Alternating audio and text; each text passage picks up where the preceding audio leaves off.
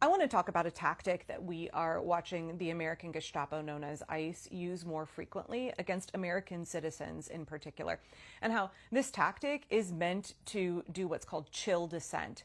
It is meant to make you afraid, to advocate for your rights, to advocate for your immigrant neighbors, to push back against the illegal actions of these masked men who refuse to identify themselves. I want to show you a clip from the LA Times that was published today that really clearly illustrates what I'm talking about, and then I'm going to come back and discuss it for a bit.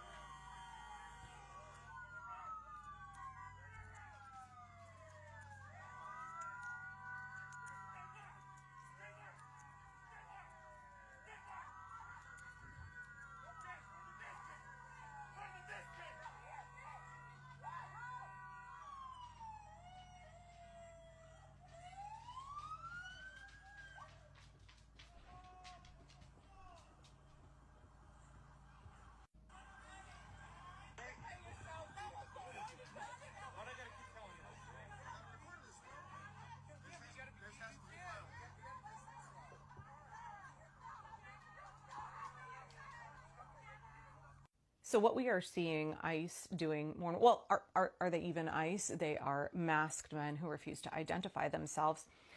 Maybe they're bounty hunters. Maybe they've been deputized by ICE. We don't know. They don't identify themselves.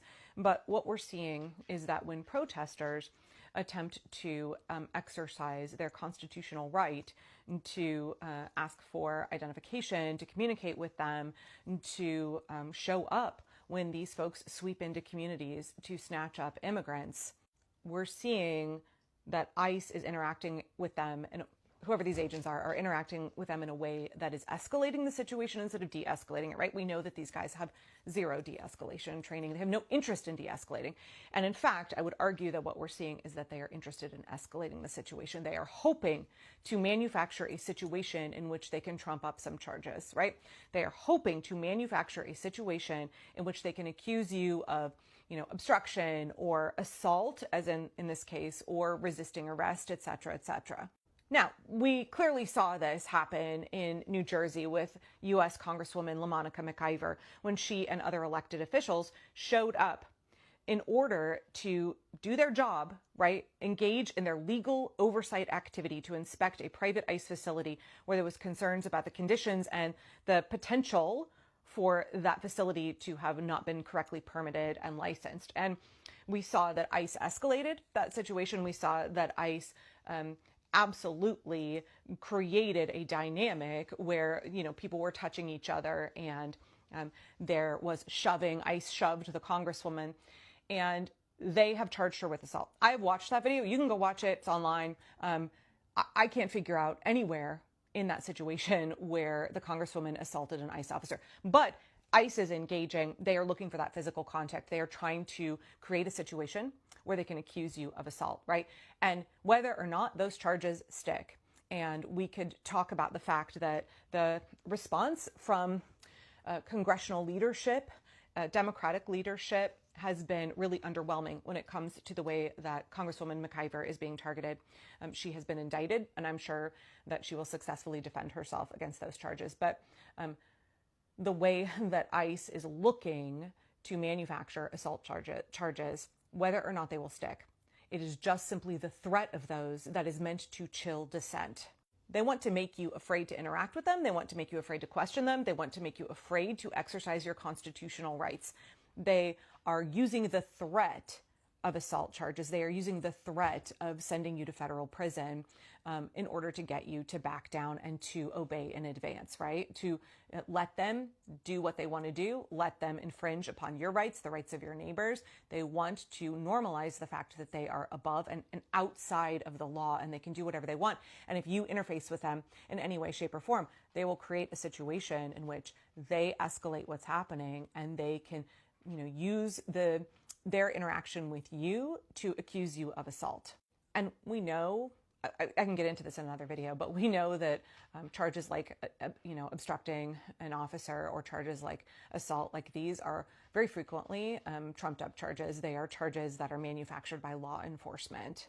There's a lot of data on that, and I don't have time to get into it, how if law enforcement, which these guys, again, no evidence that they are legitimate law enforcement, if law enforcement used simple de-escalation techniques and had any motivation to de-escalate, that those charges would not be a thing. We know that what ICE is doing is deeply unpopular with the American people, like virtually across the board. Trump's approval rating is tanking around immigration and around his ICE enforcement actions and around what he's done in Los Angeles, right? It's deeply, deeply, deeply unpopular. And they know that what they're doing is largely illegal. And so they have to use threats and intimidation. They have to use these kinds of tactics of making you fearful that they will use the judicial system against you to send you away to federal prison, to get you to obey in advance, to get you to give up your rights. And I think it's so crucial for any of us that are interested in protecting our communities from the terror of ICE, that we understand that this is a tactic that they are employing. It doesn't mean that we should give up. It doesn't mean that we should hand over our rights. It doesn't mean that we should stop fighting for our neighbors. What it means is that we have to be really savvy about what we're doing. We have to understand the measures that they are going to employ in order to chill dissent.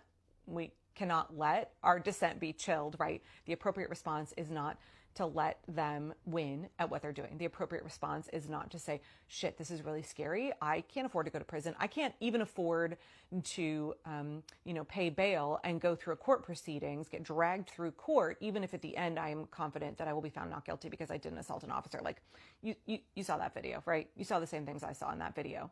That ICE agent or Proud Boy or Oath Keeper, whatever he is, was escalating on purpose. On purpose, he was looking to create a situation in which they could arrest a U.S. citizen who was protesting what they're doing. Not even like protesting, wanting to observe and record what they're doing.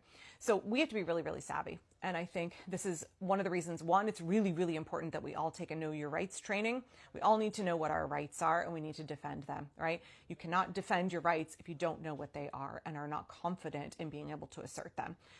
Two, we all need to be documenting. I think that this is a period where every grassroots organization that we're a part of, any group that is interested in defending their communities from ICE, we need to have dedicated people who are documenting, because that is going to be the evidence in court that makes sure that our neighbors are protected, that makes sure that we are protected. We need to have that evidence because they're not going to bring it. Something that I think is really important and is demonstrated in this video is that we show up with community. We don't show up by ourselves. We need to have rapid response teams that are organized, because what happened to that gentleman there were lots and lots of other people documenting it, lots of other people observing. We have strength in numbers, right? The power of the people is greater than the people in power. And we've seen instance after instance after instance where folks show up in groups and they are able to drive ICE off, right? ICE that doesn't have a warrant, they are not legitimate, they are just wanting to act like the secret police in the United States. And what we see is that if the community response is strong enough, that those folks back down and they leave. So we need to understand that our power is collective. Our power is when we act as a group together, that as individuals, ICE will do their damnedest to pick us off, just like every other part of this regime, right? They want to separate us and make us weaker and isolated and more vulnerable. We stand together and we aggregate our power, and that's where we're strong. So if you are interested in protecting your community from ICE, please understand that they are going to try these tactics. You need to get really savvy. We all need to be really, really savvy right now and understand the shit that they're going to try and pull, and we need to plan in advance. We need to game out these situations so that we are prepared for the inevitability of ICE doing what ICE does. We need to accept that these men feel that they are not constrained by the law. We need to accept that these men have no legitimate law enforcement training. They have no interest in de-escalating. They are not there to protect and serve the public. They are not there to protect your rights. They are there to violate your rights and violate the rights of your neighbors. They are there to chill dissent and inflict terror. Doesn't mean that we let them terrorize us. It means we need to be really savvy in the ways that we interact with them.